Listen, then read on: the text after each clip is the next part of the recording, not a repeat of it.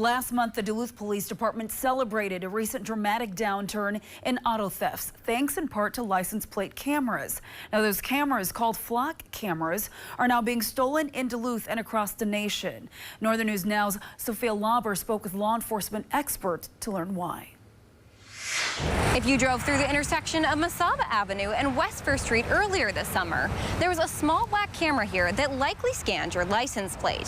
That camera belonged to the Duluth Police Department, but it and a few others have now gone missing. Since June, 6 of the department's 9 cameras have been stolen or damaged.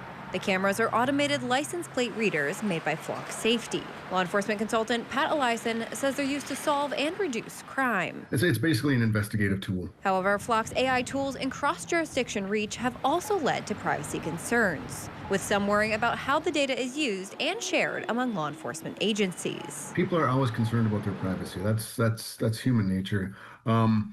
What I think the big scare is that the people feel that the government is building a repository of all this information. They're going to keep it forever and ever. In Minnesota, any data captured by license plate readers and not being used in an investigation must be deleted in 60 days. Eliason attributes much of the concern to misinformation shared online. Social media, it spreads like wildfire. So my advice to any municipality or government unit or sheriff's office or police department that's using these would be to get messaging out immediately. The Duluth Police Department did not respond to our request for an interview, but they did share that they are not planning on replacing the stolen and damaged cameras.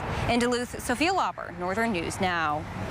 Thank you, Sophia. Now, depending on the extent of damage, it can cost between $800 to about $3,000 to replace the camera and its equipment. In a statement, Flock told us agencies own and control their own data.